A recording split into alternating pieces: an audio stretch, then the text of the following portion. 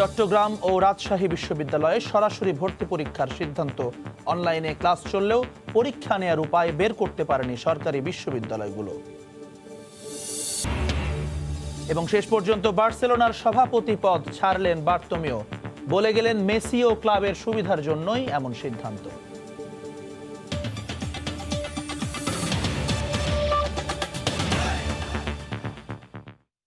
ভোরের সময় সঙ্গে আছি আমি জুম্মান সাদিক জ্যাভলিন। MLM ব্যবসায় প্রতিদিন ১৩০০ টাকা লাভ দেওয়ার প্রলোভন দেখিয়ে প্রায় ১৫০০ ব্যক্তির কাছ থেকে ৬ কোটি টাকা হাতিয়ে নিয়েছে একটি প্রতারক চক্র। আর বিশ্বাস অর্জনের জন্য কে কত মূলধন প্রয়োগ করে কত লাভ করত তা দেওয়া থাকতো ওয়েবসাইটে। ভুক্তভোগীদের অভিযোগের ভিত্তিতে সোপান প্রপার্টিজ লিমিটেড নামের এই ভুয়া প্রতিষ্ঠানের মূল হোতাসহ ৩ জনকে গ্রেফতার করেছে সিআইডি। সিআইডি জানায়, সুপার প্রোডাক্ট ও সুপার প্রপার্টিজ লিমিটেড নামে একটি ব্যবসায়ী প্রতিষ্ঠান গ্রাহকদের কাছ থেকে ৮ মাসে মূলধন সহ ২৫০% লাভ দেওয়ার প্রলোভন দেখিয়ে দীর্ঘদিন ধরে প্রতারণা করে আসছে। কার কত টাকা মূলধন ও কত টাকা লভ্যাংশ তা ওয়েবসাইটে প্রদর্শনের ব্যবস্থা রেখেছিল চক্রটি, যা খুব সহজে গ্রাহকদের মধ্যে বিশ্বস্ততা অর্জন করে। বেশিরভাগ অংশই কিন্তু যারা বিভিন্ন সরকারি কর্মকর্তা রিটায়ারমেন্টে আছেন, বিনিয়োগের কোনো খুব ভালো সুযোগ নেই, তাদেরকে কিন্তু এরা টার্গেট করে নিয়ে আসছিল। এবং এর ভিকটিমদের মধ্যে অনেকে কিন্তু এই ধরনের ভিকটিম আছে। এবং মূল যে অপারেটটা করেছে যে বিনিয়োগটা তারা সংগ্রহ করেছে সেখান থেকে তারা আবার নিজস্ব অ্যাকাউন্টে টাকাগুলো সরিয়ে ফেলেছে। এছাড়া একজন সদস্য আরও ৩ জনকে নিয়ে এলে তাকে ১০% বোনাস সহ ১০,০০০ টাকা অতিরিক্ত লাভ দিত। এইভাবে ৩ মাসে ১,৪২৭ জনের কাছ থেকে প্রায় ৬ কোটি টাকা হাতিয়ে নেয় তারা। প্রতারণা করার উদ্দেশ্য নিয়ে এই ধরনের ঘটনা ঘটেছিল এবং খুব সিকিউর একটা আবাসিক এলাকাতে তারা অফিস নিয়েছে যাতে কেউ তাদেরকে সন্দেহ না করে। আরও ২-১ জন যারা আছে পলাতক, এদেরকে নিয়ে আসতে পারলে এই চক্রটাকে আমরা বন্ধ করে দিতে পারবো। অভিযানে উদ্ধারকৃত মালামালের মধ্যে রয়েছে একটি কম্পিউটার, নগদ ৪৭,৪০০ টাকা এবং বিভিন্ন অ্যাকাউন্টে প্রতারণালব্ধ ৫৯,২৬,০০০ টাকা জমা পাওয়া গেছে। ফেরদৌস লিপি, সময় সংবাদ, ঢাকা। এক সেমিস্টারের পর আরেক সেমিস্টারের ক্লাসও শেষ হয়ে যাচ্ছে, কিন্তু আটকে আছে পরীক্ষাগুলো। অনলাইনে ক্লাস হলেও পরীক্ষা নেয়ার কোনো উপায় বের করতে পারেনি পাবলিক বিশ্ববিদ্যালয়গুলো। শিক্ষা গবেষকরা মনে করেন এখনই অনলাইন পরীক্ষা পদ্ধতি নিয়ে কাজ করা উচিত, যদিও সাধারণ শিক্ষার্থীরা বলছেন ইন্টারনেট সংযোগের দুর্বলতায় পরীক্ষা নেওয়া সম্ভব নয়। একরাম হোসেনের রিপোর্ট। অনলাইন ক্লাস চলছে, ক্লাস টেস্ট হচ্ছে, নেওয়া হচ্ছে অ্যাসাইনমেন্টও, কিন্তু সেমিস্টার ফাইনাল হচ্ছে না। এখনো অনলাইনে পরীক্ষা নেওয়ার কার্যকর পদ্ধতির খোঁজে পাবলিক বিশ্ববিদ্যালয়গুলো। ফলে বিশ্ববিদ্যালয় খোলার পর একসঙ্গে অনেকগুলো পরীক্ষার চাপ নিতে হবে শিক্ষার্থীদের। শিক্ষা গবেষকরা বলছেন এই অবস্থা বেশি দিন চলতে পারে না। অনলাইন পরীক্ষা পদ্ধতি নিয়ে কাজ শুরু করতে হবে এখনই। তবে তার আগে দেশের প্রত্যন্ত অঞ্চলে নিরবিচ্ছিন্ন ইন্টারনেট সংযোগ নিশ্চিত করতে হবে। আমার মনে হয় এখন একটা মেকানিজমের দিকে আমাদের যাওয়া উচিত, যে কেবল শিক্ষণ কার্যক্রম না, যে অ্যাসেসমেন্টও কীভাবে অনলাইনে করা যায় সে বিষয়টা আসলে ভাবা দরকার। শিক্ষক এবং শিক্ষার্থীদের মাইন্ডসেট এটা কিন্তু বদলানো লাগবে, পরিবর্তন যুগের সাথে এটাকে অ্যাডাপ্ট করা লাগবে। বাস্তবতা কি বলছে? সুযোগ সুবিধার অভাবে ক্লাসে যখন উপস্থিতির হার কম, তখন পরীক্ষা নেওয়া কতটা যৌক্তিক? শিক্ষার্থীরা মনে করেন অনলাইন পরীক্ষা নেওয়ার সময় এখনো আসেনি। 40 to 60 স্টুডেন্টস দেখা যাচ্ছে ক্লাস অ্যাটেন্ড করতেই পারছেন না, তো সেক্ষেত্রে তো এক্সাম নেওয়াটা ফিজিবল হবে না। আমাদের মধ্যে একটা আশঙ্কা আছে যে পরে সেশন জট হবে, ঠিক মতো আমরা জব মার্কেটে যেতে যেতে সমস্যা করতে পারে ফিউচারে। কখন নেট চলে যাবে, কখন আসে বা চলে যায়, যার কারণে ওর পরীক্ষাটা হয়তো বাতিল হয়ে যেতে পারে। আমি ঢাকায় থাকি, তাও ক্লাস টাইমে নেটওয়ার্ক বাফারিং করে বা লোডিং দেয়, অনেক সময় ডিসকানেক্টেড হয়ে যায়। সো এইভাবে পরীক্ষা দেওয়াটা খুবই টাফ। তবে ভিন্ন পথে হাঁটছে দেশ সেরা প্রকৌশল বিশ্ববিদ্যালয় বুয়েট। এরই মধ্যে একাডেমিক কাউন্সিলে অনলাইনে পরীক্ষার সিদ্ধান্ত নেয় তারা। আমরা তাদেরকে কোনো গ্রেড দেব না, আমরা তাদেরকে পরীক্ষার তাদের ইভালুয়েশনটা হবে এস অর ইউ গ্রেড, যেটাকে আমরা বলি স্যাটিসফ্যাক্টরি অথবা আনস্যাটিসফ্যাক্টরি। এইভাবে আমরা তাদেরকে মূল্যায়ন করি। তার ওভারঅল সিজিপিএ যখন ক্যালকুলেট করা হবে, তখন এই টার্মের যে কোর্সগুলো, সেই কোর্সগুলোর সিজিপিএ তার কাউন্ট হবে না। বিশ্ববিদ্যালয়গুলো অনলাইন পরীক্ষায় না গেলেও ইংলিশ মিডিয়াম স্কুল ও বিদেশি কারিকুলামে পরিচালিত প্রতিষ্ঠানগুলো অনলাইনে সব ধরনের কার্যক্রম চালিয়ে যাচ্ছে। ইকরাম হোসাইন, সময় সংবাদ, ঢাকা। করোনা সংকটের মধ্যেই চট্টগ্রাম বিশ্ববিদ্যালয়ের ভর্তি পরীক্ষা আগের মতো সরাসরি নেয়ার প্রাথমিক সিদ্ধান্ত নিয়েছে বিশ্ববিদ্যালয় কর্তৃপক্ষ। পরীক্ষা অনুষ্ঠিত হবে 100 নম্বরের নৈর্ব্যক্তিক প্রশ্নে। তবে চূড়ান্ত সিদ্ধান্ত সরকার, একাডেমিক কাউন্সিল ও করোনা পরিস্থিতির উপর নির্ভর করছে বলে জানান বিশ্ববিদ্যালয় উপাচার্য। বিস্তারিত জানাচ্ছেন পার্থ প্রতিম বিশ্বাস। করোনা মহামারীর কারণে এবার অনুষ্ঠিত হয়নি এইচএসসি ও সমমানের পরীক্ষা। তবে করোনা পরিস্থিতির মধ্যে আগের মতো সরাসরি পরীক্ষা নেওয়ার বিষয়ে ডিনস কমিটির সভায় প্রাথমিকভাবে সিদ্ধান্ত নিয়েছে চট্টগ্রাম বিশ্ববিদ্যালয় কর্তৃপক্ষ। এছাড়া 100 নম্বরের নৈর্ব্যক্তিক প্রশ্নে অনুষ্ঠিত হবে ভর্তি পরীক্ষা। সরাসরি ভর্তি পরীক্ষার মাধ্যমে ছাত্রদেরকে সঠিকভাবে মেধা যাচাই করার সুযোগ থাকে। সেই কথা মাথায় নিয়েই এবারও ভর্তি পরীক্ষা অনুষ্ঠিত হবে বলে আমরা সিদ্ধান্ত গ্রহণ করেছি। সরাসরি পরীক্ষা নেওয়া থেকে অনলাইনে পরীক্ষা নেওয়াটা অনেক বেশি ঝুঁকিপূর্ণ বলে মনে করেন বিশ্ববিদ্যালয়ের রেজিস্ট্রার। ভালোভাবে নিয়ন্ত্রণ করা যাবে যদি আমরা সশরীরে বা পরীক্ষা নিই। অনলাইনে পরীক্ষাটা যথেষ্ট রিস্ক থাকার সম্ভাবনা আছে। তবে বিশ্ববিদ্যালয়ের উপাচার্য জানান, করোনা পরিস্থিতি, সরকারি সিদ্ধান্ত ও একাডেমিক কাউন্সিলের উপরেই নির্ভর করবে চূড়ান্ত সিদ্ধান্ত কোন পদ্ধতিতে পরীক্ষা অনুষ্ঠিত হবে। বিশ্ববিদ্যালয়ে আমাদের যে একাডেমিক কাউন্সিল আছে সেখানে আমরা এই প্রস্তাবগুলি উত্থাপন করব। ডিনস কমিটির আলোকে আমরা যেসব কতগুলি প্রস্তাব দিলাম এগুলো উত্থাপন করব, তারপরে আমরা সিদ্ধান্ত নেব। ঢাকা ও রাজশাহী বিশ্ববিদ্যালয় সরাসরি ভর্তি পরীক্ষা নেওয়ার সিদ্ধান্ত নিয়েছে। পার্থ প্রতিম বিশ্বাস, সময় সংবাদ, চট্টগ্রাম। ডিসেম্বরের পর অনুকূল পরিবেশ সৃষ্টি হলে স্নাতকে শিক্ষার্থীদের সশরীরে উপস্থিতিতে ভর্তি পরীক্ষা নেওয়ার সিদ্ধান্ত নিয়েছে রাজশাহী বিশ্ববিদ্যালয়। শিক্ষাখাতে করোনাকালের ক্ষতি পুষিয়ে নিতে এমন সিদ্ধান্তকে সাধুবাদ জানিয়েছেন শিক্ষাবিদরা। তবে সশরীরে পরীক্ষা নিয়ে অভিভাবকদের কিছুটা শঙ্কা থাকলেও পরীক্ষায় অংশ নিতে উন্মুখ শিক্ষার্থীরা। আব্দুস সালামের ক্যামেরায় রাকিবুল হাসানের রিপোর্ট। উচ্চ মাধ্যমিকের ফলাফল প্রকাশ প্রক্রিয়া ঘোষণার পরপরই ভর্তি পরীক্ষা নিয়ে তোড়জোড় শুরু হয়েছে দেশের পাবলিক বিশ্ববিদ্যালয়গুলোতে। উদ্ভূত পরিস্থিতিতে মঙ্গলবার রাজশাহী বিশ্ববিদ্যালয়ের একাডেমিক কাউন্সিল সিদ্ধান্ত নেয়, ডিসেম্বরের পর করোনা পরিস্থিতি স্বাভাবিক হলেই সশরীরে ভর্তি পরীক্ষা নেওয়া হবে। ভর্তি পরীক্ষা যেটা প্রতি বছর হয়, আমরা সেটা সিদ্ধান্ত নিয়েছি যে আমরা সশরীরে উপস্থিত হয়ে ভর্তি পরীক্ষাটা গ্রহণ করব। করোনা সংকটে শিক্ষার্থীদের ক্ষতি পুষিয়ে নিতে বিশ্ববিদ্যালয়ের এমন উদ্যোগকে সাধুবাদ জানিয়েছে শিক্ষাবিদরা। স্বাভাবিক অবস্থার আগে সশরীরে ভর্তি পরীক্ষা না নেয়ারও পরামর্শ তাদের। শিক্ষার গুণগত মান নির্ধারণের ক্ষেত্রে এটি কিন্তু শিক্ষাক্ষেত্রে একটি বড় ধরনের একটি সেটব্যাক হিসেবে বিবেচিত হবে ভবিষ্যতে। যতক্ষণ পর্যন্ত স্বাস্থ্য ঝুঁকিকে মনে করবে যে না আমরা এখন সহনশীলতায় বিরাজ করছে, ততক্ষণ পর্যন্ত অপেক্ষা করতে হবে। তবে বিশ্ববিদ্যালয়ের এমন সিদ্ধান্তে শিক্ষার্থীরা পরীক্ষায় অংশগ্রহণে উন্মুখ হয়ে থাকলেও সন্তানের স্বাস্থ্য ঝুঁকি নিয়ে কিছুটা শঙ্কিত অভিভাবকেরা।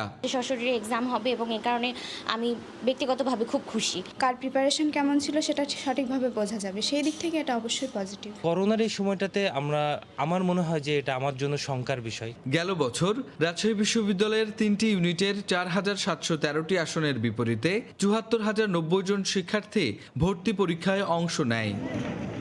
রাকিবুল হাসান, সময় সংবাদ, রাজশাহী। সেশন জট এড়াতে প্রকৌশল ও মেডিকেল পরীক্ষার্থীদের একাংশ অটো পাসের দাবি জানিয়েছে। তবে এই দাবি অযৌক্তিক ও ভিত্তিহীন বলে জানিয়েছে সংশ্লিষ্ট বিভাগ। সেশন জট এড়াতে সবগুলো বিকল্প ভাবার কথাও জানিয়েছে তারা। ডিসেম্বরের মধ্যেই মেডিকেলের স্থগিত সব প্রফেশনাল পরীক্ষা গ্রহণের কথা ভাবছে চিকিৎসা শিক্ষা বিভাগ। সেলিম আহমেদের ছবিতে মুজাহিদ শুভর রিপোর্ট। সহসাই করোনা বিদায়ের সম্ভাবনা না থাকায় স্বাভাবিক জীবনে ফিরতে বাধ্য হয়েছে সবাই। সংক্রমণ এড়াতে পিইসি জেএসসির ফলাফল মূল্যায়ন করে মাধ্যমিক ও উচ্চ মাধ্যমিকের ফল ঘোষণার সিদ্ধান্ত নিয়েছে সরকার। এরই ধারাবাহিকতায় প্রকৌশল ও মেডিকেল শিক্ষার্থীদের ক্ষুদ্র একটি অংশ অটো প্রমোশনের দাবি জানিয়েছে। বিভিন্ন বর্ষের আইটেম কার্ড, টার্মের মতো ছোট ছোট পরীক্ষার মূল্যায়নের মাধ্যমে প্রফেশনাল পরীক্ষার ফলাফল নির্ধারণের দাবি মেডিকেল শিক্ষার্থীদের একাংশের। আমরা তো আসলে সবাই সেশন জটের মধ্যে পড়ে যাচ্ছি। ফাইনাল পরীক্ষার আগে আপনাকে প্রত্যেকটা টপিক থেকে পরীক্ষা নেওয়া হয়, যেগুলোকে আমরা আইটেম কার্ড টার্ম বলি আর কি। এর উপরে বেসিস করে তো আমাদের প্রমোশন দেওয়া যেতে পারে। তবে এই দাবির সঙ্গে সম্পূর্ণরূপে দ্বিমত পোষণ করেছেন শিক্ষাবিদরা। মানুষের জীবনের সঙ্গে সরাসরি সংশ্লিষ্ট শিক্ষায় সহজ পাশের সুযোগ বড় ধরনের বিপদ ডেকে আনতে পারে বলে আশঙ্কা বিশেষজ্ঞদের। অটো পাস করে যদি একজন ডাক্তার হয়ে যায়, একজন প্রকৌশলী হয়ে যায়, তার হাতে রোগী তো ওই পরিমাণ নিরাপদ থাকবে না, একইভাবে অবকাঠামোগুলোও নিরাপদ হবে না। সংশ্লিষ্ট বিশ্ববিদ্যালয় এবং মেডিকেল কলেজ সমূহ ভাববে যে কিভাবে আমাদের এই ছাত্ররা যাতে আক্রান্ত হওয়ার সম্ভাবনা না থাকে এবং তারপরে পরীক্ষাটা নেওয়া যায়। হোস্টেল খোলার ব্যাপার আছে, হোস্টেল খুললে ছাত্রছাত্রীরা আসবে, তাদেরকে তো 1 মাস সময় দিতে হবে। সেইগুলো নিয়ে মন্ত্রণালয়ের সাথেও সেদিন আলোচনা হয়েছে। রেগুলার ব্যাচে হয়তো অনেক ছাত্র থাকবে, সুতরাং এটাকে কিভাবে আমরা মেনটেন করব, কারণ সামনে যেহেতু একটা সেকেন্ড ওয়েভের একটা ঝুঁকি আছে। চলতি বছরের ডিসেম্বরে মেডিকেল শিক্ষার্থীদের বিভিন্ন ব্যাচের প্রফেশনাল এক্সাম অনুষ্ঠানের কথা ভাবছে স্বাস্থ্য শিক্ষা বিভাগ। তবে যথাসময়ে পরীক্ষা অনুষ্ঠিত হওয়া সম্ভব কিনা সেটিও নির্ভর করছে হোস্টেল খোলা, বিদেশি শিক্ষার্থীদের দেশে ফেরা এবং করোনার সার্বিক পরিস্থিতির ওপর। মুজাহিদ শুভ, সময় সংবাদ, ঢাকা। মার্কিন প্রেসিডেন্ট নির্বাচনের খবর। শেষ সময়ে জমে উঠেছে মার্কিন প্রেসিডেন্ট নির্বাচনের প্রচারণা। কোভিড আক্রান্তের পর প্রথমবার গণসংযোগে অংশ নিয়েছেন ফার্স্ট লেডি মেলানিয়া ট্রাম্প। এদিকে নির্বাচনের কয়েকদিন আগে ফিলাডেলফিয়ায় পুলিশের গুলিতে কৃষ্ণাঙ্গ নিহতের ঘটনায় নতুন উত্তেজনা দেখা দিয়েছে। এ বিষয়ে বিস্তারিত জানাতে নিউ ইয়র্ক থেকে সরাসরি যুক্ত হচ্ছেন রিপোর্টার হাসানুজ্জামান সাকি।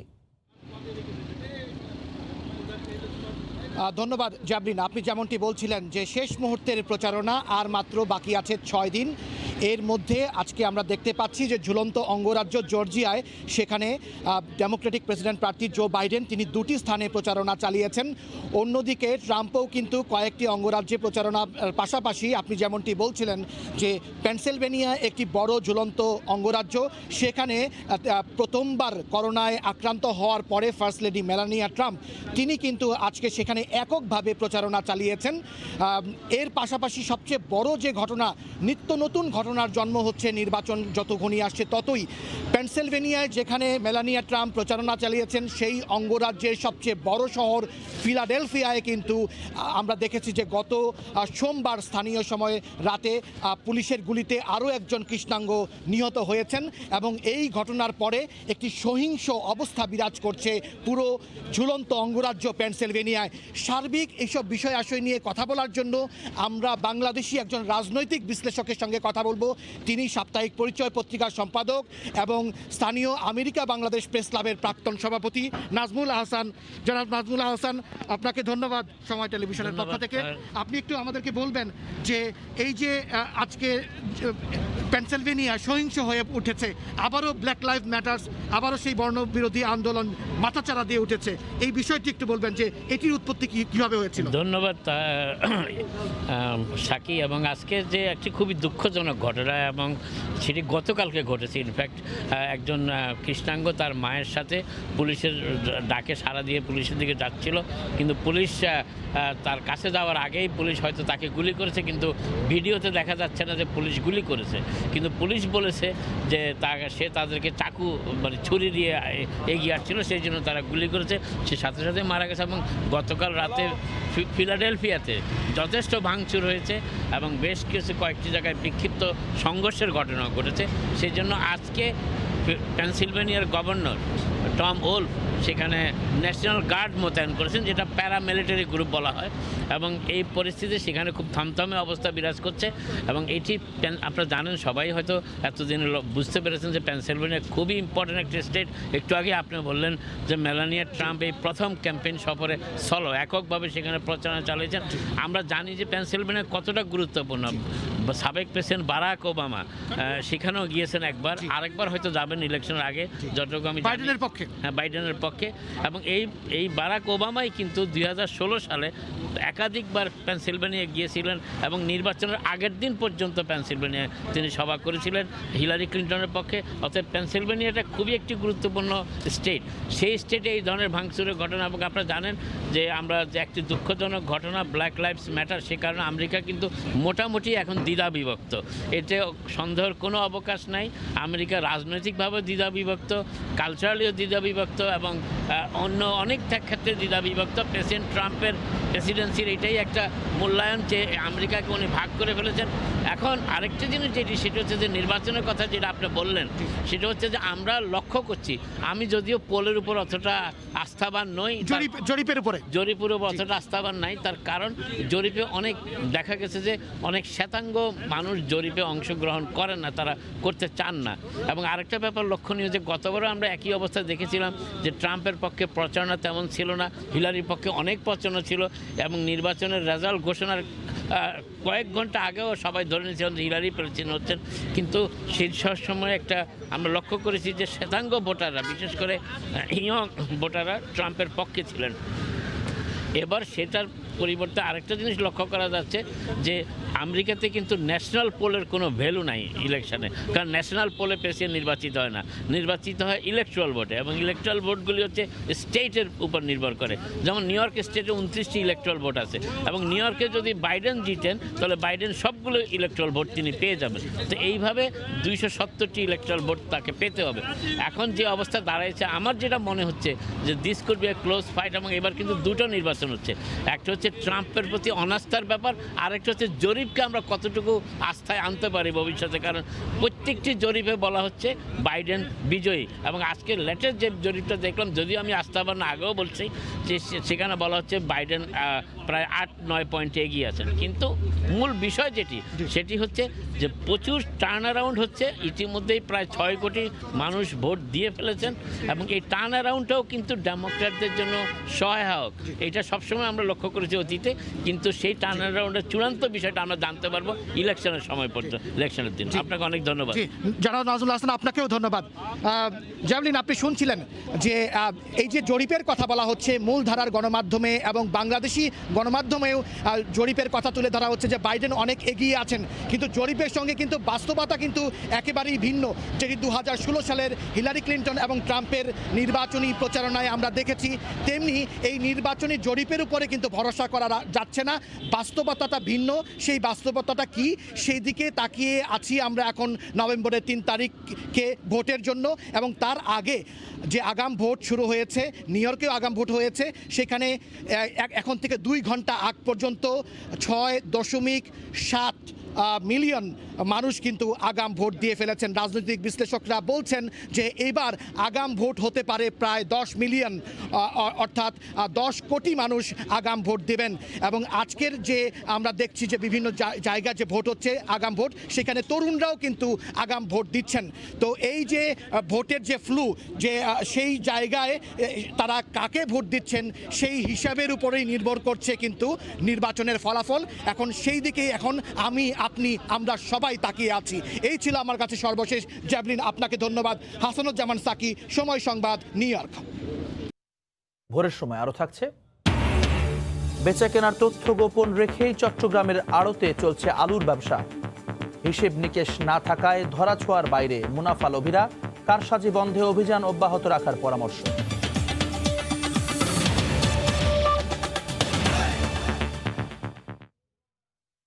দ্রুত এগিয়ে চলছে মেট্রো রেল প্রকল্পের কাজ। এই মুহূর্তে ঢাকা বিশ্ববিদ্যালয় এলাকায় আছেন রিপোর্টার আজহার লিমন। বিস্তারিত জানাতে সরাসরি যাচ্ছি তার কাছে। আজহার। জ্যাভলিন, 2021 সালের ডিসেম্বরে অর্থাৎ স্বাধীনতার সুবর্ণ জয়ন্তীতে উত্তরা থেকে মতিঝিল যে মেট্রো রেল চালু করার জন্য কাজ চলছে, সেটি কিন্তু 2 ভাগে সেই কাজটি হচ্ছে। প্রথম ধাপটি হলো উত্তরা থেকে আগারগাঁও এবং দ্বিতীয় ধাপটি আগারগাঁও থেকে মতিঝিল। সব মিলিয়ে মেট্রো রেল 20.10 কিলোমিটার, অর্থাৎ 20 কিলোমিটারের একটু বেশি। এর মধ্যে উত্তরা থেকে আগারগাঁও অংশের দৈর্ঘ্যটা হলো 11.76 কিলোমিটার, আর আগারগাঁও থেকে এই মতিঝিল অংশের দৈর্ঘ্যটা প্রায় 9 কিলোমিটার। আমরা এখন আসলে আগারগাঁও থেকে মতিঝিলের যে অংশ, সেই অংশের অগ্রগতির দেখানোর জন্য আমরা এখন রয়েছি ঢাকা বিশ্ববিদ্যালয় এলাকায়। দেখছেন যে সারা রাতের কর্মযজ্ঞ শেষে এই শ্রমিক যাদেরকে দেখছেন, তারা কিন্তু রাত 8টায় তারা এই প্রকল্পের কাজ শুরু করেছেন, কিন্তু ঘড়ির কাঁটায় এখন কিন্তু সকাল 6টা 40 মিনিট। অর্থাৎ প্রায় 7টা বাজে, তারপরও কিন্তু এই সমস্ত মেট্রো রেলের শ্রমিকরা কাজ চালিয়ে যাচ্ছেন। অর্থাৎ আমরা বলতে পারি যে এই করোনাকালে স্বাস্থ্যবিধি মেনে মেট্রো রেলের কাজ কিন্তু পুরো দমেই চলছে। এই যেটি এখন দেখতে পাচ্ছেন যে আসলে মেট্রো রেলের কাজটি মূলত 8টি প্যাকেজে করা হচ্ছে। এর মধ্যে আমরা প্রথম দিককার যে প্যাকেজগুলো, সেই প্যাকেজগুলোর অগ্রগতি বেশ দেখছি। দ্বিতীয় পরের দিকের যে প্যাকেজগুলো বা যে অংশগুলো, সেই কাজগুলো দেরিতে শুরু হয়, কিন্তু সেগুলোর অগ্রগতি কিন্তু আমরা পরে শুরু হতে দেখেছি। জানিয়ে রাখি যে এই যে এখন আপনাদেরকে আমরা যেটি দেখাচ্ছি, এইখানে মেট্রো রেলের যে খুঁটি, সেই খুঁটির আসলে ভিত তৈরি করা হচ্ছে। অর্থাৎ এই ভিতের যে ঢালাই, সেই ঢালাইয়ের কাজটি আসলে সারা রাত ধরে হয়েছে এবং কিছুক্ষণ আগে শেষ হলো। এবং যে রডগুলো দেখছেন, সেই ভিতের উপর দাঁড়িয়ে এখানেই কিন্তু আসলে মেট্রো রেলের একটি পিয়ার বা খুঁটি কিন্তু উঠবে। তো এইভাবে আমরা ঢাকা বিশ্ববিদ্যালয় এলাকায় মোটামুটি প্রায় সব জায়গাতেই আমরা মেট্রো রেলের পিয়ারগুলো দৃশ্যমান দেখছি।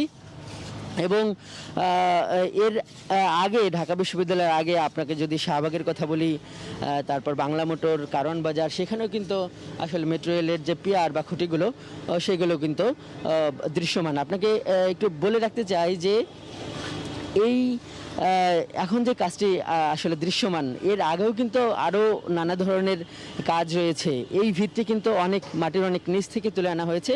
আপনারা জানেন যে শহরের মাটির নিচ মানেই সেবা সংস্থার নানা ধরনের তার, জঞ্জাল, সেগুলো কিন্তু এখানে কিন্তু সরানো হয়েছে বা সেগুলো কিন্তু বাইপাস করে অন্যদিকে দেওয়া হয়েছে। তো আমাদেরকে মেট্রো কর্তৃপক্ষ যেটি আমাদেরকে জানিয়েছে যে মোটামুটি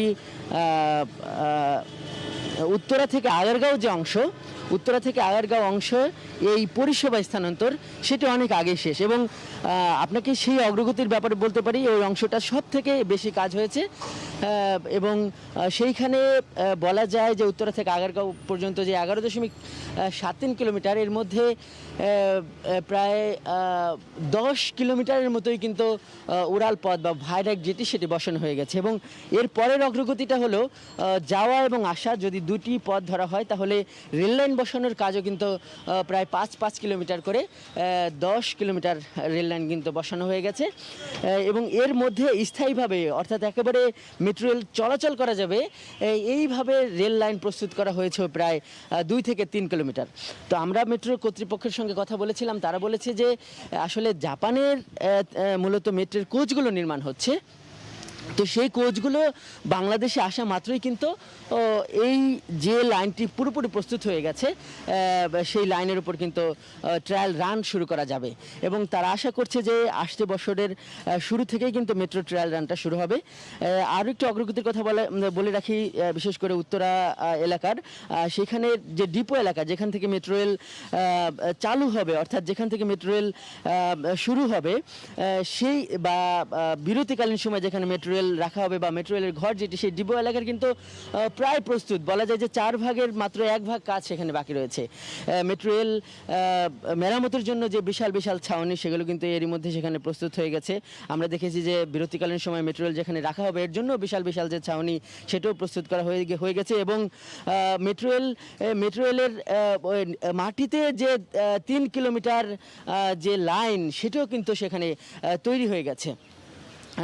আমি এই অংশের অগ্রগতির কথা একটু বলতে চাই, যেটি মেট্রো কর্তৃপক্ষ আমাদেরকে বলছেন যে আগারগাঁও থেকে মতিঝিল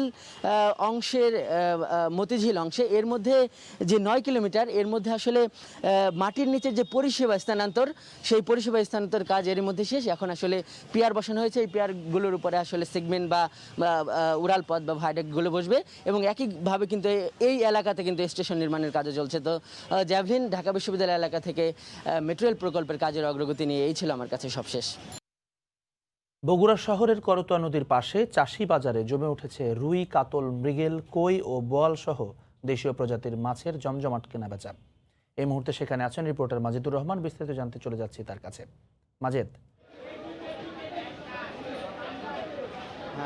জাবলিন, আপনি জানেন যে বগুড়া সহ আশপাশের যে স্থানগুলো রয়েছে, অর্থাৎ ডোবা, পুকুর, বিল এবং নদীর যে পানি সেটা কিন্তু কমতে শুরু করেছে। এই জন্য মাছের যে সরবরাহ, সেই সরবরাহ তো দিন দিন বাড়তে শুরু করেছে। আজকে যে আমি এখানে যে বগুড়ার চাষি বাজারে রয়েছে, পাইকারি, এটি একটি বাজার। এই পাইকারি মাছের বাজারে কিন্তু প্রচুর সকাল থেকে প্রচুর মাছের এখানে সরবরাহ শুরু হয়েছে। বিশেষ করে এখানে দেশি যে মাছটা, সেই মাছটি কিন্তু এখানে সরবরাহ বেশি। আর এই মাছটি এখানে আছে বগুড়ার যে যমুনা নদী, যে যমুনা নদীর তারপরে এখানে চলন বিল রয়েছে, এছাড়া পুকুর, জলাশয় যেগুলো রয়েছে, সেই জলাশয়গুলো থেকে এখানে দেশি মাছের এখানে সরবরাহ দিন দিন কিন্তু বাড়ছে। যত দিন যাচ্ছে সরবরাহ হচ্ছে এবং মাছের যে দামটি, সেই দামটিও কিন্তু কমতে শুরু করেছে। আজকে যে দেশি মাছের যে সরবরাহ, সেই সরবরাহ এবং মাছের দামটা যদি আমি বলতে চাই, সেটা হলো এখন পর্যন্ত প্রায় 30 থেকে 40 মণ মাছ এখানে চলে এসছে এবং ধারণা করা হচ্ছে এখানে 60-70 মণ এখানে মাছ এখানে সরবরাহ হবে। এবং এখানে চলন বিল, সেই চলন বিল থেকে এই মাছগুলো আসছে এবং যমুনা নদী থেকে মাছগুলো আসছে। আর এই মাছের দামটি, যেটা আমি বললাম, কই, শিং, মাগুর যে মাছগুলো, সেগুলো 400 থেকে 500 টাকা কেজি দরে বিক্রি হচ্ছে। এছাড়া যে ছোট মাছগুলো রয়েছে, সেই ছোট মাছগুলো কিন্তু 100-150 থেকে 300-400 টাকা পর্যন্ত বিক্রি হচ্ছে। আমি যদি এখন একটি পাইকারি মাছের যে ক্রেতা, তার কাছে একটু জানতে চাই যে আজকের বাজারটা কেমন, তার কাছে আমরা একটু চলে যেতে চাই। আজকে বাজারটা কেমন এবং কেমন মাছের সরবরাহ এখানে হয়েছে? আজকের মাছের প্রচুর আমদানি আছে, মাছের দামও কম। এখানে এভাবেই বিক্রি হয় প্রতিদিন। এখানে আপনার আজকে সারেকান্দি, আপনার যমুনা নদীর মাছ বলে, বুঝছেন, যমুনা নদীর মাছ প্রচুর আমদানি। মাছের দাম খুবই হালকা হয়ে চলেছে। এখানে চাষি বাজারে প্রচুর মাছের দাম কম। জাবলিন, যেটা এখানে একজন পাইকারি, আমি খুচরা পাইকারি, যেটা আমি তার কাছে আমরা জানলাম যে এখানে প্রচুর পরিমাণ মাছের আমদানি হয়েছে এবং দামটাও কম এবং দিনের পর দিন এখানে মাছের আমদানিটা বেড়ে গেছে। এখানে যে আড়তদার, তারা যেটি বলছে যে আগে যে করোনার সময় যে বাজারটা তাদের হালকা ছিল এবং বাজারটা কম ছিল, সেটা কিন্তু তারা এখন মাছের আমদানিতে পুষিয়ে নিতে পারছে। আর এখানে ক্রেতা সাধারণ যেটা বলছেন যে আগেকার যে মাছের দাম, সেই তুলনায় তারা এখন বেশ স্বাচ্ছন্দ্য মাছ কিনতে পারছে না। এবং পাইকাররা যেটা বলছেন, তারা বিভিন্ন স্থানে এখান থেকে মাছ পাইকারিভাবে কিনে নিয়ে যায় এবং সেই স্থানগুলোতে, তাদের নিজ নিজ স্থানগুলোতে তারা কিন্তু এই মাছগুলো বিক্রি করে এবং বিক্রি করে তাদের যে আয় রোজগার, তারা কিন্তু এখন বেশ ভালোভাবে চলতে পারছেন। অর্থাৎ মাছের সরবরাহ যখনই বাড়ছে, তখনই এখানে যে কর্মসংস্থানের যে লোকগুলো রয়েছে, সেই কর্মসংস্থানের লোকগুলো কিন্তু তারা বেশ ভালোভাবে এখানে চলতে পারছেন।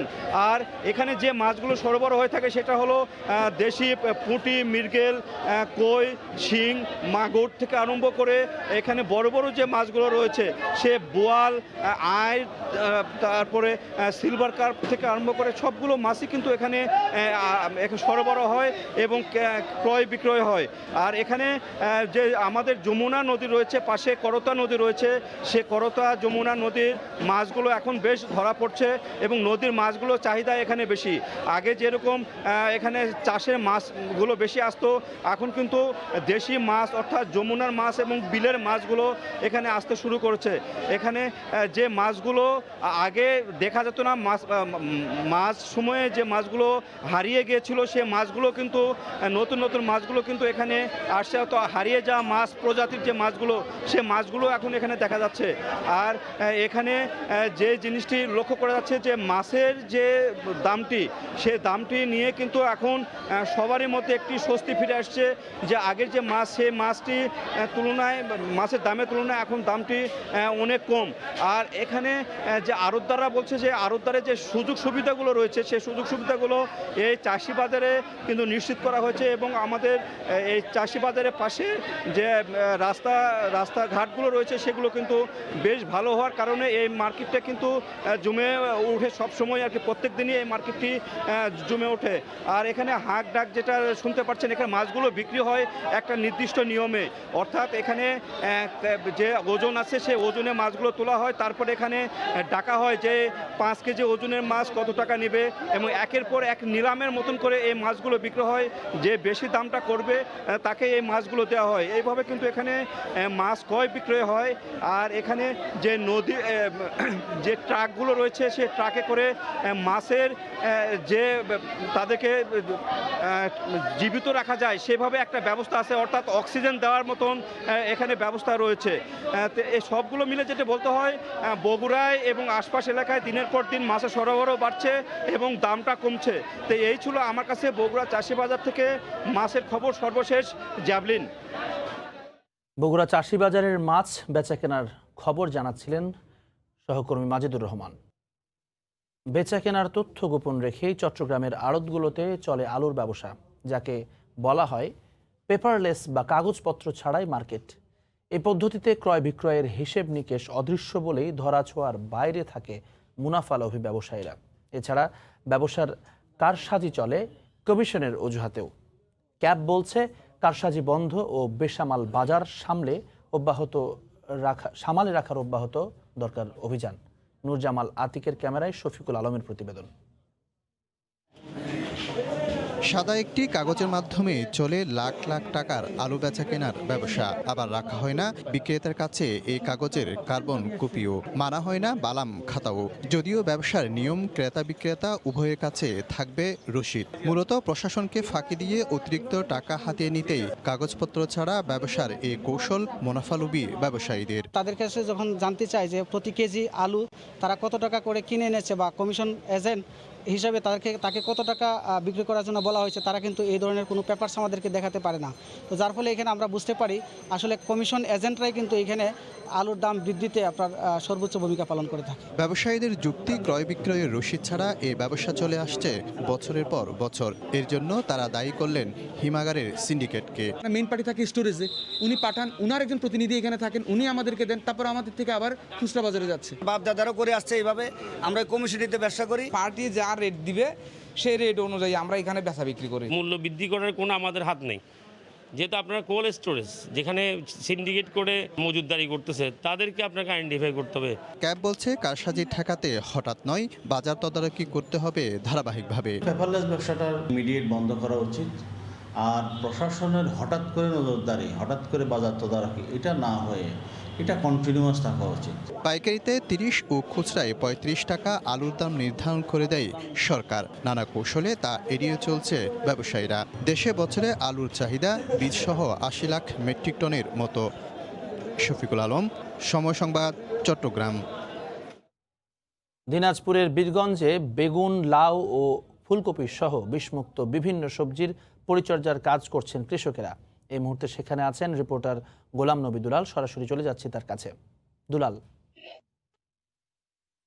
জ্যাভলিন, আমি এই মুহূর্তে বীরগঞ্জ উপজেলা সাতর ইউনিয়নের IPM ইউনিয়ন মডেল প্রকল্পের এখানে দাঁড়িয়ে আছি এবং জেলা কৃষি বিভাগ যেটি বলছেন যে এখানে পরিবেশ বান্ধব কৌশলগতভাবে বিষমুক্ত খাবার উৎপাদনের লক্ষ্য নিয়ে কিন্তু এই প্রকল্পটি এখানে চালু হয়েছে। আপনাকে আরো জানিয়ে রাখি যে বাংলাদেশে মোট 10টি ইউনিয়নকে আপনার এই প্রকল্পের আওতায় নিয়ে আসা হয়েছে। রংপুর বিভাগের বীরগঞ্জ উপজেলার এই সাতর ইউনিয়নকে প্রকল্পের আওতায় নিয়ে আসা হয়েছে। একমাত্র এটি একটি প্রকল্প।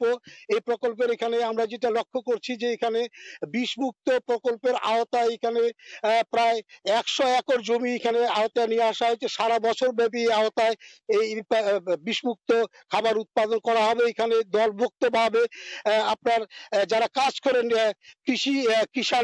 কৃষক এবং কৃষানি, তারা আপনার প্রকল্পের আওতায় এখানে কাজ করছেন। আমি এই মুহূর্তে আপনার যিনি এই দায়িত্বে রয়েছেন উপজেলা কৃষি কর্মকর্তা বীরগঞ্জ, তার কাছ থেকে জানতে চাবো যে এই প্রকল্প কবে শুরু হয়েছে এবং কিভাবে এটি বাস্তবায়িত হচ্ছে। এই প্রকল্প এই অর্থবছর শুরু হয়েছে। আমরা এই প্রকল্পের মধ্যে 20টি গ্রুপে, প্রতি গ্রুপে 50 জন, 25 জন করে সদস্য নিয়ে আমরা মোট 500 জন কৃষককে, সবারই 20 শতক জমি আছে, এইভাবে 100 একর জমিতে সারা বছর সবজি উৎপাদন হবে।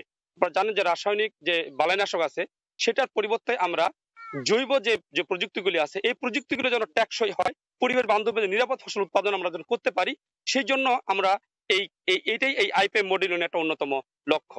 প্রত্যেকজন কৃষকই আমরা ট্রেনিং দেয় এবং মাঠে আমরা ট্রেনিং দিই যে কারণে তারা যে পোকা এবং রোগের কারণে তারা রাসায়নিক বালাইনাশক দিয়ে থাকে, সেটাকে আমরা চাচ্ছি যে জৈব প্রযুক্তিগুলি যেগুলো আছে, যেমন আমার দেখবেন যে সেক্সফলফাদ, আঠালোফাদ, আরো যে জৈব বালাইনাশকগুলি আছে, বায়োটিন, কেমাইট, ইকোমেক, স্পোরা এনপিভি এক ধরনের ভাইরাস আছে, এইগুলি দিয়ে আমরা সারা বছরই যেন ভালো নিরাপদ সবজি উৎপাদন করি। এই জন্যই আমরা ওনাদের প্রশিক্ষণ দিয়ে থাকি হাতে কলমে, এবং আমরা নিরাপদ একটা ফসল পাবো। আপনার কাছে আরেকটি প্রশ্ন হচ্ছে, এইখানে যে জমিগুলোতে আবাদ শুরু হয়েছে আর কি, আপনি বললেন যে সারা বছর ব্যাপী প্রায় এটা আপনার বিষমুক্ত খাবার উৎপাদন হবে এবং 100 একর জমি আপনারা করেছেন। এই জমিগুলোর কার এবং কিভাবে আপনারা এই কৃষকদের সম্পৃক্ত করলেন? এই জমিগুলো হলো এই কৃষক তার নিজস্ব জমিতে যেভাবে সবজি উৎপাদন করে, ওনারা একটা ফসল পরিবর্তে আরেকটা ফসল করে। আমরা ওদেরকে বুঝিয়েছি যে আপনি যে সারা বছর সবজি উৎপাদন করেন, এই প্রযুক্তিগুলি ব্যবহার করেন।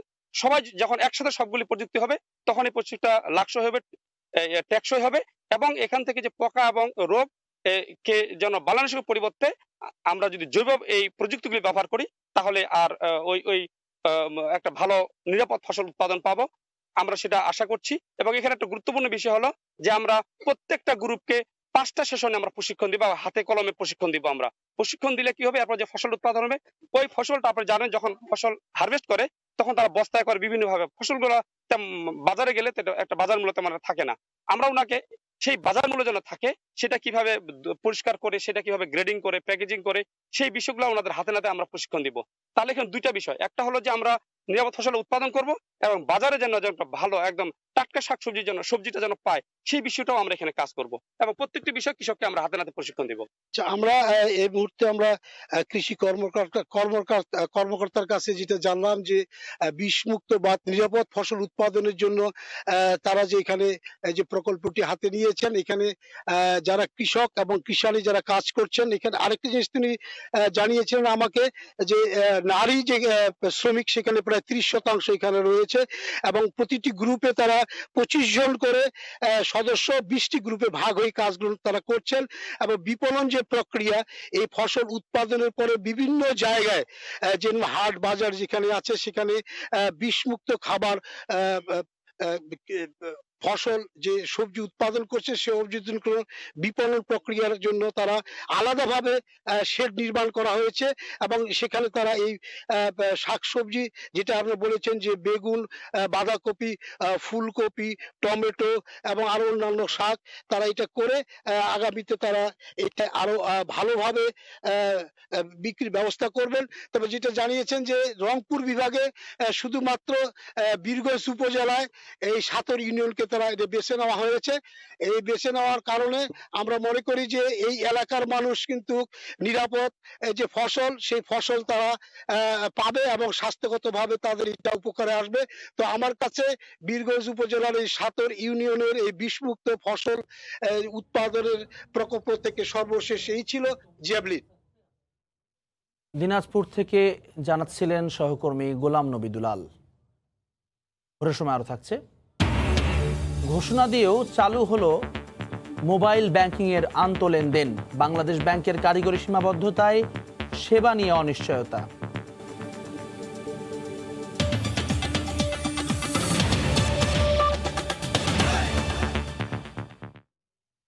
দীর্ঘ 7 মাস বন্ধ থাকার পর আজ থেকে আকাশপথে ভারত বাংলাদেশ বন্ধ দ্বার খুলছে। এয়ার বাবল চুক্তির আওতায় বিশেষ ব্যবস্থায় দুই দেশের মধ্যে সপ্তাহে 56টি ফ্লাইট চলবে। কিছু বিধিনিষেধ থাকলেও প্রতিবেশী দেশের সঙ্গে ফ্লাইট চালু হওয়ায় খুশি যাত্রী ও বিমান সংস্থাগুলো।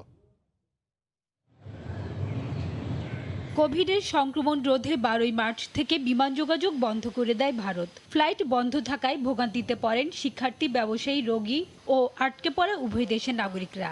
দীর্ঘ বিরতির পর ফ্লাইট চালুর উদ্যোগে তাদের অপেক্ষার অবসান হচ্ছে। অনেকে ব্যবসায়িক কাজে ইন্ডিয়া থেকে বাংলাদেশে আসছিল, অনেক নাগরিক তারাই কিন্তু বাংলাদেশে আটকা পড়ছে। অনেকে আপনার যাদের সামর্থ্য ভালো ছিল তারা কিন্তু চার্টার বিমান করে ইন্ডিয়াতে চলে গেছে, অনেকে যেতে পারে না, পুনরায় চালু হয়েছে। এখন প্রচুর পরিমাণে মোটামুটি আমরা চাপ পাচ্ছি, অনেক ক্লায়েন্ট আসতেছে আমাদের থেকে। 6 মাস ধরে আমি অপেক্ষা করছিলাম, যাইতে পারি নাই করোনার জন্য। এখন বর্তমানে ফ্লাইট চালু হয়েছে, আমি যাওয়ার জন্য প্রস্তুত। আর চিকিৎসা করার জন্য। পর্যটক ছাড়া 9টি ক্যাটাগরির যাত্রীরা ভ্রমণের সুযোগ পাবেন। রোগীর সঙ্গে প্রথমে একজন সহযোগী অনুমোদন দিলেও পরে এক্ষেত্রে ছাড় দিয়েছে ভারত। বাংলাদেশ থেকে সাথে 28টা যাবে, ওদের 28 টোটাল 56টা ফ্লাইট হবে। এখানে প্রায় 5000 যাত্রী আমাদের পক্ষ থেকে, 5000 যাত্রী ভারতের পক্ষ থেকে আজ যাতায়াত করবে। ভারত সরকার আমাদের যে একটা দাবি ছিল এরা মেনে নিয়েছেন, সেটা হলো যে আমাদের যাদের পুরনো ভিসা ছিল ওই ভিসাটা মেয়াদ তারা বাড়িয়ে ওইটাকে তারা অ্যাভেল করতে পারবে। বাংলাদেশের 3টি ও ভারতের 5টি বিমান সংস্থা কলকাতা, দিল্লি, চেন্নাই ও মুম্বাই ফ্লাইট পরিচালনা করবে। এর মধ্যে বাংলাদেশ বিমান চেন্নাই নতুন রুট চালু করছে। ভারত ভ্রমণে কঠোর বিধিনিষেধ না থাকায় যাত্রী খরা কাটবে বলে মনে করছে বিমান সংস্থাগুলো। মালয়েশিয়াতে সপ্তাহে 2টা ফ্লাইট অপারেট করছে এবং সিঙ্গাপুরে আমরা সপ্তাহে 1টা ফ্লাইট অপারেট করছি। তো সেইখানে আসলে প্যাসেঞ্জারের তেমন একটা প্যাসেঞ্জার নেই, কারণ ইন্ডিয়ার ক্ষেত্রে আসলে এটা হবে না, কারণ ইন্ডিয়াতে শুধুমাত্র ট্যুরিস্ট ভিসা ছাড়া আদার্স যেসব ভিসাগুলো আছে like business visa, student visa কিংবা ট্রিটমেন্ট ভিসা, মেডিকেল ভিসা, প্রত্যেকটা ভিসাই আসলে অ্যাপ্লিকেবল। প্রাথমিকভাবে 3 মাসের জন্য ভারতের সঙ্গে এয়ার বাবল নামের বিশেষ চুক্তি করা হয়েছে। দুদেশ ভ্রমণে কোভিড নেগেটিভ সনদ বাধ্যতামূলক। এছাড়া চেন্নাই ভ্রমণের ক্ষেত্রে প্রদেশটির ই-পাস লাগবে। হাজারা শিউলি, সময় সংবাদ। এই মুহূর্তে হযরত শাহজালাল আন্তর্জাতিক বিমানবন্দরে আছেন রিপোর্টার সানবীর রূপল। বিস্তারিত জানতে সরাসরি যোগ দিচ্ছি তার সঙ্গে। রূপল, আন্তর্জাতিক বিমানবন্দরে কিন্তু কোভিড-19-এর প্রভাব কাটিয়ে উঠতে শুরু করেছে এবং কোভিড-19-এর প্রভাব কাটিয়ে উঠতে শুরু করেছে। তার কর্মচাঞ্চল্য কিন্তু বলে দেয় যে সেই মার্চ বা এপ্রিল বা মে মাসের যে একদম নিস্তব্ধ নীরবতা, সেই নীরবতা ভেঙে কিন্তু এখন 24 ঘন্টাই কম বেশি আস্তে আস্তে করে বেশ সরব থাকে হযরত শাহজালাল আন্তর্জাতিক বিমানবন্দর। এখন আমরা আন্তর্জাতিক টার্মিনালে আছি। আন্তর্জাতিক টার্মিনালের যে যাত্রীরা তারা কিন্তু অপেক্ষা করছেন। এরপরেই দুবাইগামী একটি ফ্লাইট আছে, যে এই দুবাইগামী ফ্লাইটের যাত্রীরা অপেক্ষা করছেন তারা প্রবেশ করার জন্য। তো ঠিক সমান রকম ব্যস্ততা কিন্তু দেখা যায় যে ঠিক নিচে, অর্থাৎ অভ্যন্তরীণ যে টার্মিনাল আছে সেই অভ্যন্তরীণ টার্মিনালে কোভিড-19-এর যে প্রভাব ছিল তাতে মার্চ মাসে প্রায় আন্তর্জাতিক সব রুট মার্চ মাসের 3য় সপ্তাহের দিকে বন্ধ হয়ে যায়। সেই 3য় সপ্তাহ বন্ধ হওয়ার পরে ধীরে ধীরে 1 জুন পর্যন্ত কিন্তু বিভিন্ন সময়ে মেয়াদ বাড়ানো হয়েছে এবং 1 জুনের প্রথম কিন্তু লন্ডনের ফ্লাইট পরিচালনা করা হয়। এরপরে কিন্তু আস্তে আস্তে অন্য রুটে ফ্লাইট চালু হয়েছে। তো সেই সমস্ত ফ্লাইটগুলো আগে যেমন অন্তত 20,000 যাত্রী প্রতিদিন পরিবহন করা হতো হযরত শাহজালাল আন্তর্জাতিক এই বিমানবন্দরটি থেকে, এখন সেই তুলনামূলক এখনও কম। কারণ হচ্ছে আন্তর্জাতিক রুটের যে চলাচল ব্যবস্থা, সেই চলাচল ব্যবস্থা সবগুলো রুটে কিন্তু এখনও পর্যন্ত স্বাভাবিক হয়নি, যার ফলে আগে সপ্তাহে যতগুলো ফ্লাইট পরিচালনা করা হতো সেই ততগুলো ফ্লাইট কিন্তু পরিচালনা করা হচ্ছে না। তবে আস্তে আস্তে ধীরে ধীরে সেই জটিলতা কাটতে শুরু করেছে। আজই ভারতে দীর্ঘ 7 মাস পরে প্রথম ফ্লাইট যাত্রা করবে এবং কিছুক্ষণ পরে ভারতের যে হাই কমিশনার আছেন তিনি এবং বাংলাদেশের যে সিভিল এভিয়েশন কর্তৃপক্ষের যে চেয়ারম্যান আছেন তিনি উপস্থিত থেকে এই 2টি ফ্লাইট কিন্তু এখন এখান থেকে ইউএস বাংলার চালু করা হবে। সেই জন্য একটি অনুষ্ঠানের আয়োজন করা হয়েছে এই আন্তর্জাতিক টার্মিনালে, যেখান থেকে একটি কথা জানিয়ে রাখি যে ভারতের সাথে বাংলাদেশের যে সম্পর্ক, সেই বাংলাদেশের প্রতিবেশী দেশ হিসেবে সেই সম্পর্কের জন্য কিন্তু সবচেয়ে বেশি প্রচুর যাত্রী পরিবহন করা হয়ে থাকে এই আন্তর্জাতিক বিমানবন্দর থেকে। তবে এখনকার যে অবস্থা সেটি হচ্ছে কি 7 মাস বন্ধ থাকার পরে আজকে যখন চালু হবে তখন হচ্ছে কি 56টি ফ্লাইট প্রত্যেক সপ্তাহে পরিচালনা করা হবে, অর্থাৎ ভারতের 5টি এবং বাংলাদেশের 3টি এয়ারলাইন্স তারা কিন্তু এই রুট পরিচালনা করবেন। তবে যাত্রী পরিবহনের চাপ এখন পর্যন্ত খুব একটা লক্ষ্য করা যাচ্ছে না। তবে ভারতের যে বিশেষ করে চিকিৎসার ক্ষেত্রে বা ব্যবসার কাজে কিন্তু বাংলাদেশের সাথে সবচেয়ে বেশি যাতায়াত হয়। আর এর বাইরে পর্যটকরাও কিন্তু প্রচুর সংখ্যক পর্যটক প্রত্যেক বছর ভারতে গমন করেন, কিন্তু এখন পর্যন্ত যে 9টি ক্যাটাগরিতে যে এখন পর্যন্ত ভারতে যাওয়ার জন্য যে পারমিশন দেওয়া হয়েছে তাতে কিন্তু ভ্রমণের ভিসা দেওয়া হবে না। তবে একটি আশার বিষয় সেটি হচ্ছে কি যাদের পুরনো ভিসা আছে সেই ভিসা দিয়েই তারা নতুনভাবে যাত্রা করতে পারবেন ভারতের উদ্দেশ্যে, সেটি একটি আশার বিষয়।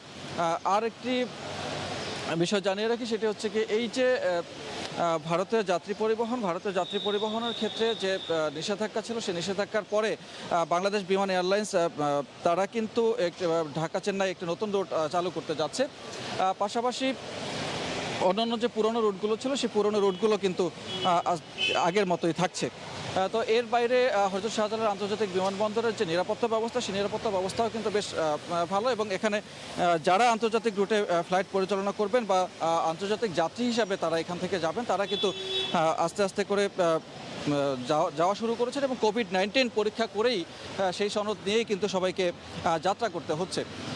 তো সিভিল এভিয়েশন কর্তৃপক্ষ তারা আয়কর আন্তর্জাতিক যে নিয়ম নীতি আছে সেই সমস্ত নিয়ম নীতি পর্যবেক্ষণ এবং পর্যালোচনা করেই সেই সমস্ত নিয়ম নীতি মেনেই তারা চেষ্টা করছে যে যাত্রী পরিবহন করার জন্য। তো এখনও পর্যন্ত সকালে হযরত শাহজালাল আন্তর্জাতিক বিমানবন্দরের থেকে সবশেষ খবর ছিল এটুকুই। ফিরে যাচ্ছি স্টুডিওতে।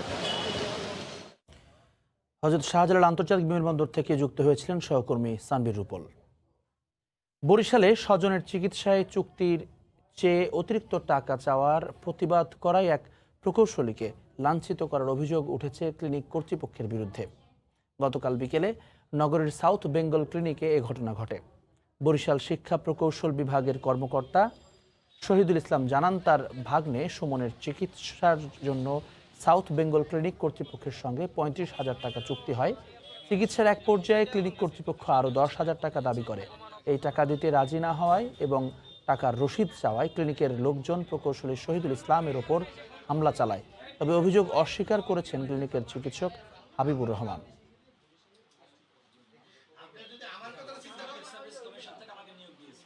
আগে যে টাকা নিয়েছে সে টাকার রিসিপ্ট দেয়নি, পুনরায় আবার টাকা চাওয়াতে আমরা রিসিপ্ট চাই যে আমাদেরকে সেই আগের রিসিপ্টটা দেন। তারপরে সেই রিসিপ্ট চাওয়াতে তখন সেই ডাক্তার সাহেব তার বহিরাগতদের নিয়ে এনে আমাদের ফিজিক্যালি অ্যাসাল্ট করে। টানা হিসড়া হয়েছে, কেউ ধরতে চাইছে বা ছুড়ে দিতে চাচ্ছে, সেই সময় হয়তো জামা ছেড়ে গেছে, কিন্তু আসলে কেউ মারছে, মারলে তো আমার পিঠেও পড়তো, কারণ আমি তো ছাড়াইতে গেছি। মুক্তিযোদ্ধাদের সামনে রেখে মুক্তিযোদ্ধা টেকনিক্যাল স্কুল ও কলেজ নামে সারা দেশে নিয়োগ বাণিজ্যের মাধ্যমে লুটপাট হচ্ছে বলে অভিযোগ করেছেন মুক্তিযোদ্ধারাই। গতকাল দুপুরে যশোর প্রেস ক্লাবে এক সংবাদ সম্মেলনে এই অভিযোগ করেন জেলা মুক্তিযোদ্ধা সংসদের সাবেক কমান্ডার রাজেক আহমেদ।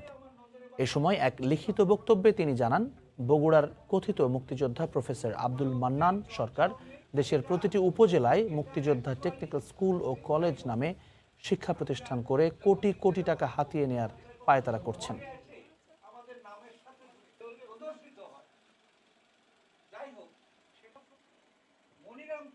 যশোরে এ পর্যন্ত ওয়েবসাইট অনুযায়ী 7টা এই ধরনের কলেজ প্রতিষ্ঠার পদক্ষেপ নেওয়া হয়েছে। এছাড়া সারা দেশে মোট 72টা। প্রত্যেকটা কলেজের জন্যে সেখানকার প্রিন্সিপাল, ভাইস প্রিন্সিপাল এবং হেডমাস্টার এই 3 জনের নিয়োগ বাবদ ওই মান্নান সরকার তাদের কাছ থেকে 19,50,000 করে টাকা নেন। বাগেরহাটের মোংলা বন্দর দিয়ে আমদানি করা 92টি বিলাসবহুল রিকন্ডিশন গাড়ি নিলামে তোলা হবে আজ। Aqua Fielder, Corolla Axio, Allion, Nissan pickup, Premio, Toyota Fielder সহ বিভিন্ন ব্র্যান্ডের 92টি গাড়ি নিলামে বিক্রি করা হবে। মংলা কাস্টমস হাউসের কমিশনার হোসেন আহমেদ জানান, ব্যবসায়ীদের খালাস করা আমদানি নিষিদ্ধ ও শুল্ক জটিলতার কারণে প্রায় 2,399টি রিকন্ডিশন গাড়ি বন্দরের ইয়ার্ডে রয়েছে। শুল্ক ও আইনি জটিলতা শেষে 961টি গাড়ি কাস্টমসের আওতায় নিলামের অপেক্ষায় রয়েছে। এর মধ্যে 92টি গাড়ি গত 8ই অক্টোবর নিলামের জন্য দরপত্র আহ্বান করা হয়। 115টি বিক্রি করা দরপত্র জমা পড়েছে। এসব দরপত্র আজ দুপুর 12টার দিকে খুলে সকলের উপস্থিতিতে নিলামে তোলা হবে। আমরা সেপ্টেম্বর মাসে আমাদের রাজস্ব লক্ষ্যমাত্রা থেকে প্রায় 120 কোটি টাকার মতো বেশি ইতিমধ্যে আহরণ করেছি। তো এটা কিন্তু মূলত এসছে ইন্ডাস্ট্রিয়াল র মেটেরিয়াল। বাংলাদেশ ব্যাংকের কারিগরি সীমাবদ্ধতায় অনিশ্চিত হয়ে পড়ল বাণিজ্যিক ব্যাংক ও মোবাইলে আর্থিক সেবাদাতা প্রতিষ্ঠানগুলোর মধ্যে আন্তঃলেনদেন চালুর উদ্যোগ। মঙ্গলবার থেকে এই সেবা চালুর কথা থাকলেও তা স্থগিত করেছে কেন্দ্রীয় ব্যাংক। মঙ্গলবার সকালে মোবাইল ব্যাংকিং সেবাদাতা প্রতিষ্ঠান ও সংশ্লিষ্ট ব্যাংকগুলোকে আন্তঃলেনদেন চালু স্থগিত করার বিষয়ে মৌখিকভাবে জানায় কেন্দ্রীয় ব্যাংক। অপারেটররা বলছে, কবে নাগাদ এই সেবা চালু করা হবে সে বিষয়ে জানানো হয়নি। এর আগে গত বৃহস্পতিবার বাংলাদেশ ব্যাংক জানায়, যেসব ব্যাংক ও মোবাইল ব্যাংকিং প্রতিষ্ঠানের মধ্যে আন্তঃলেনদেন পরীক্ষামূলকভাবে সম্পন্ন হয়েছে। 27 অক্টোবর থেকে সেসব প্রতিষ্ঠানের গ্রাহক সেবা দেয়া হবে। বাকিদের এই সেবা চালু করতে আগামী বছরের মার্চ মাস পর্যন্ত সময়সীমা বেঁধে দেওয়া হয়। আমরা প্রস্তুত ছিলাম, বিকাশ আগে থেকেই প্রস্তুত ছিলাম। বিষয়টা যেটা হচ্ছে যে আজকে আমাদেরকে ফর্মালি জানায়নি বাংলাদেশে, তারা কি ভার্বালি জানিয়েছে, ফোন করে জানিয়েছে যে আপাতত ইন্টার অপারেবল ট্রানজাকশনের যে সার্ভিসটা শুরু হওয়ার কথা ছিল সেটাকে একটু হোল্ড করা হয়েছে। তারা এটা একটু রিভিউ করছেন, নেক্সট কবে আবার এটা শুরু হবে সেটা আমাদেরকে তারা জানাবেন। নোয়াখালীতে যুবদলের 42তম প্রতিষ্ঠা বার্ষিকী উদযাপন করা হয়েছে। গতকাল সকালে শহরের মাইজদির বিআরডিবি মিলনায়তনে ঘরোয়াভাবে সমাবেশের আয়োজন করা হয়। এতে অংশ নিতে জেলার বিভিন্ন স্থান থেকে সমবেত হন নেতাকর্মীরা। পুলিশ তাদের শান্তিপূর্ণ কর্মসূচিতে বাধা দেয় বলে অভিযোগ করেন তারা। জোর করে সমাবেশ থেকে বের করে দেওয়ারও অভিযোগ ওঠে। এক পর্যায়ে সংক্ষিপ্ত পরিসরে শেষ হয় আয়োজন। সভায় সরকারের কঠোর সমালোচনা করেন বিএনপির নেতারা।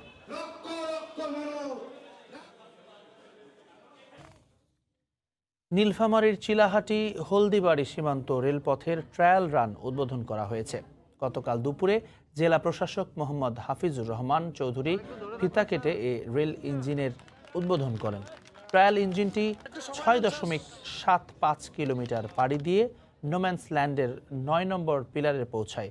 পরে উভয় দেশের রেল কর্মকর্তারা বৈঠক করেন।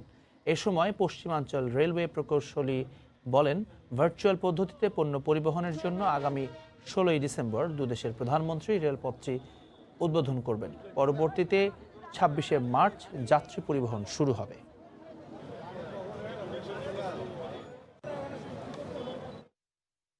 কিশোরগঞ্জে হাওর অঞ্চলে বোরো ধানের ফলন বৃদ্ধিতে করণীয় শীর্ষক এক প্রশিক্ষণ কর্মশালা অনুষ্ঠিত হয়েছে।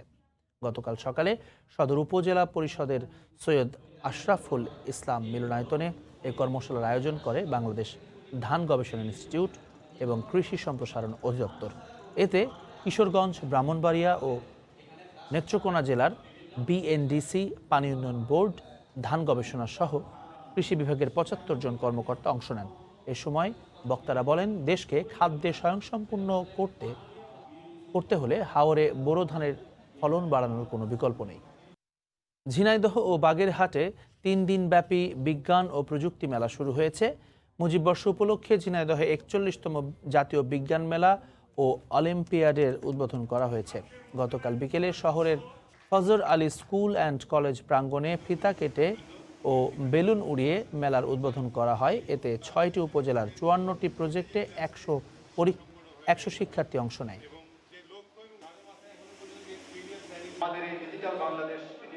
বাগেরহাটে খাদ্য নিরাপত্তা, বিজ্ঞান ও প্রযুক্তির ব্যবহার এই প্রতিপাদ্য নিয়ে 3 দিনব্যাপী মেলা শুরু হয়েছে। স্বাধীনতা উদ্যানে এ মেলার উদ্বোধন করেন জেলা প্রশাসক মোহাম্মদ মামুনুর রশিদ। কুড়িগ্রামে নানা আয়োজনে ভাওয়াইয়া সম্রাট আব্বাস উদ্দিন আহমেদের 119তম জন্মবার্ষিকী উদযাপন করা হয়। গতকাল সকালে উলিপুর উপজেলার দুর্গাপুর বাংলাদেশ ভাওয়াইয়া একাডেমির কার্যালয়ে আয়োজন করা হয় গানের আসর। এতে গান পরিবেশন করেন স্থানীয় শিল্পীরা। ভাওয়াইয়া গানের টানে মুগ্ধতা ছড়িয়ে পড়ে শ্রোতাদের মনে। 1901 সালের 27 অক্টোবর পশ্চিমবঙ্গে জন্ম হয় বরেণ্য এই শিল্পীর। সঙ্গীতে অবদানের জন্য তাকে দেয়া হয় শিল্পকলা একাডেমি ও স্বাধীনতা পুরস্কার।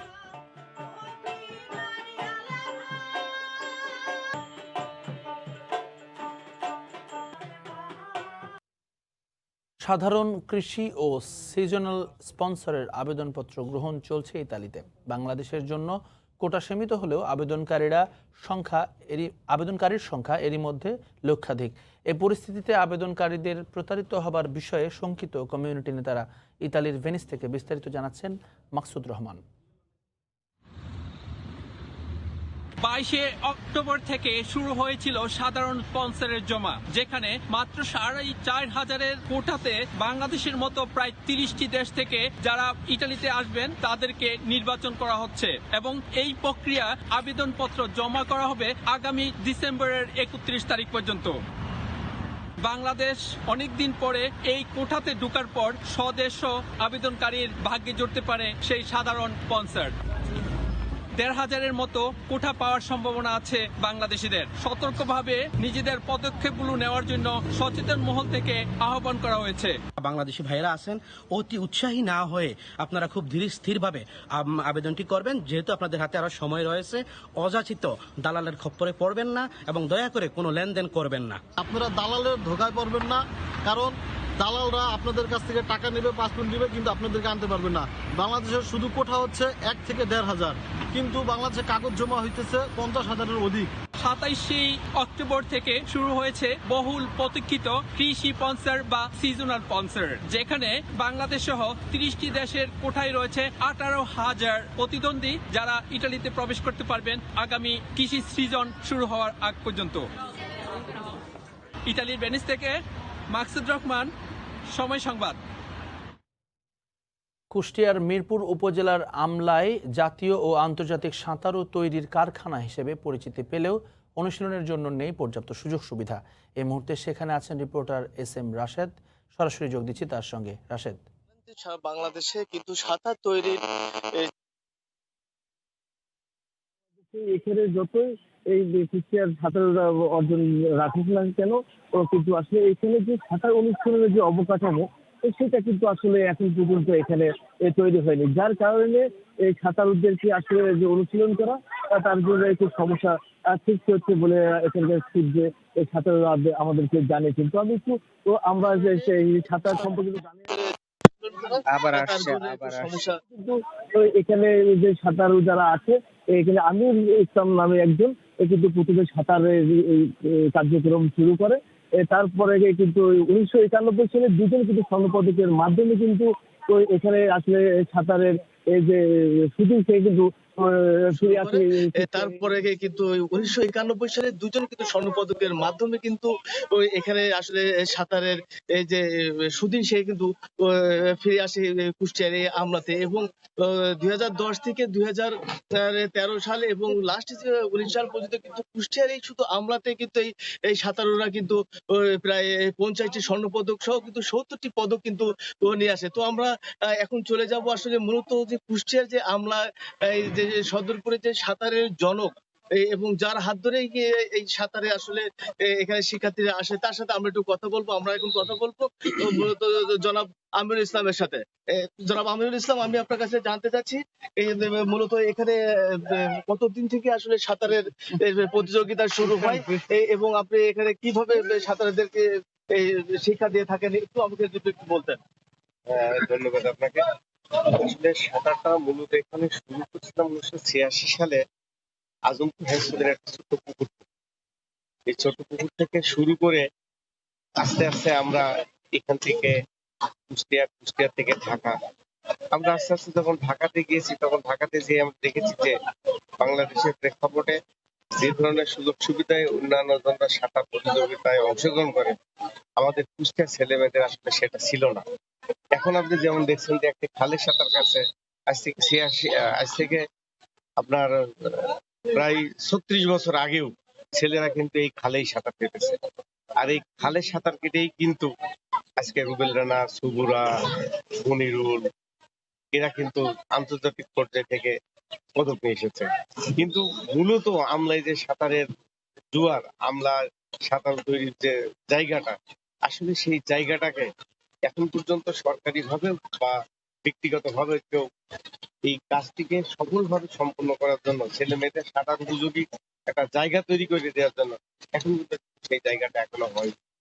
আপনার মাধ্যমে আমরা সরকার মহোদয়ের কাছে এবং ব্যক্তিগত ভাবে বিত্তবানদের কাছে আমরা আবেদন করতে চাই যে শুধু কোনো ব্যক্তিগত স্বার্থে নয়, সামগ্রিক ভাবে দেশের স্বার্থে এই সাঁতারকে বাঁচিয়ে রাখার জন্য সাঁতারের উপযুক্ত একটা জায়গা আমলার মতো জায়গায় তৈরি করে দেওয়ার দরকার বলে আমি।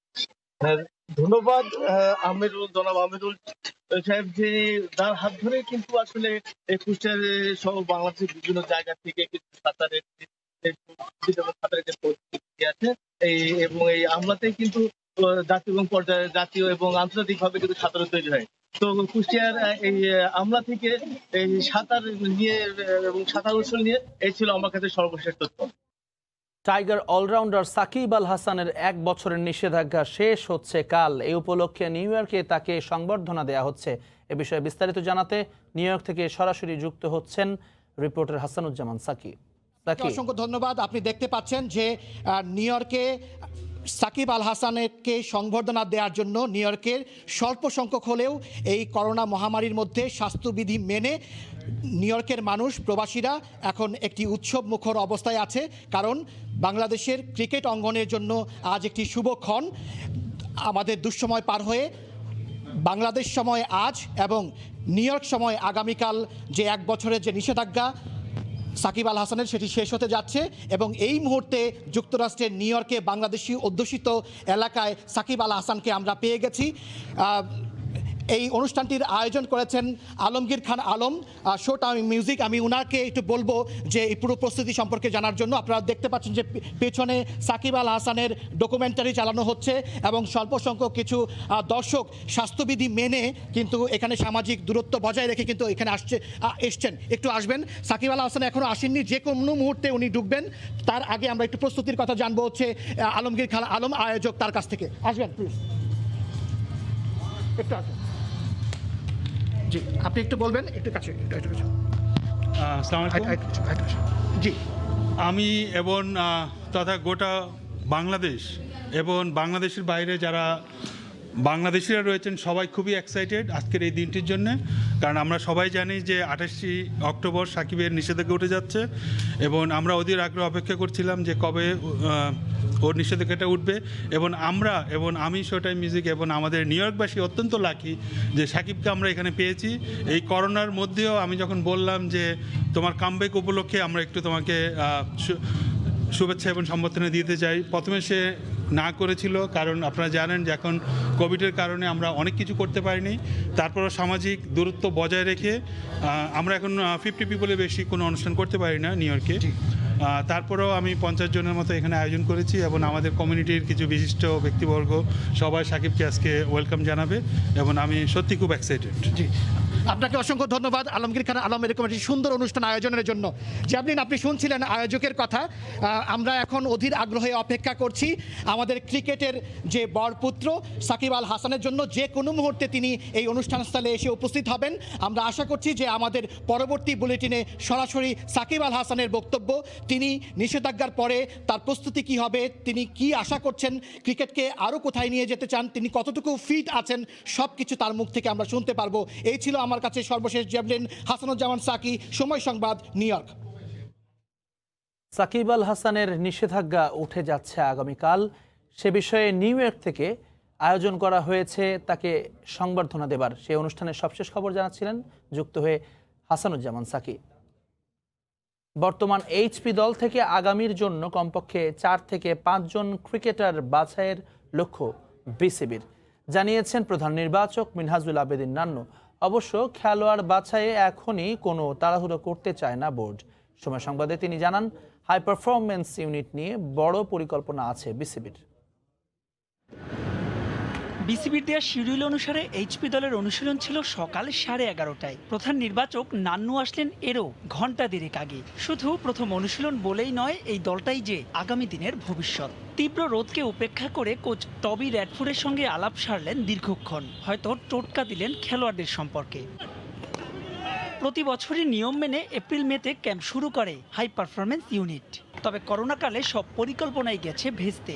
বাতিল হয়েছে শ্রীলঙ্কায় ক্যাম্পও। তবুও এই দলটাকে মাঠে ফেরাতে পেরেই স্বস্তি প্রধান নির্বাচকের কণ্ঠে। আমরা অনেক পিছিয়ে গেছি, কারণ আমাদের যদি এপ্রিল মেতে আমাদের এই প্রোগ্রামটা শুরু হলে প্লেয়ারদেরকে অনেক বেশি করে আমরা নার্সিং করতে পারতাম। তারপরে আল্লাহর অশেষ রহমত যে আমরা শুরু করতে পেরেছি এবং এদেরকে পুরোপুরি নার্সিং করে একটা জায়গায় আমরা ইনশাআল্লাহ আন্তর্জাতিক ক্রিকেটের জন্য ওদেরকে আমরা তৈরি করবো এই জায়গায়। তো আশা করছি এরা এখান থেকে যথেষ্ট এক্সপিরিয়েন্স নিয়ে ইনশাআল্লাহ আমাদের ন্যাশনাল টিম, এই টিমকে পারপাস হিসেবে ওরা দায়িত্ব নিয়ে খেলতে পারবে। সদ্য সমাপ্ত প্রেসিডেন্টস কাপে অভিজ্ঞদের টপকে নজর কেড়েছেন উদীয়মানরা। তাই তো এখান থেকে ভবিষ্যতের তারকা খুঁজে বের করতে চান নির্বাচকরা। সঙ্গে কোচ টবি র্যাডফোর্ডকে নিয়েও প্রশংসা ঝরল নান্নুর কণ্ঠে। এই কোচটাও যথেষ্ট যে প্ল্যান আমাদেরকে দিয়েছে, এই প্ল্যানে যদি আমরা কাজগুলি যদি আমরা শেষ করতে পারি, তাহলে আশা করছি যে আমরা এখান থেকে অ্যাটলিস্ট 4টা বা 5টা প্লেয়ার যদি জাতীয় দলের জন্য তৈরি করে ফেলতে পারি, এটা আমাদের জন্য অনেক প্লাস পয়েন্ট। সেই সঙ্গে বিসিবির আসন্ন টি-20 টুর্নামেন্টটি এই দলটার জন্য নিজেদের প্রমাণের বড় মঞ্চ বলেও মনে করছেন বিসিবির এই প্রধান নির্বাচক। মাহবুব রিমন, সময় সংবাদ, ঢাকা।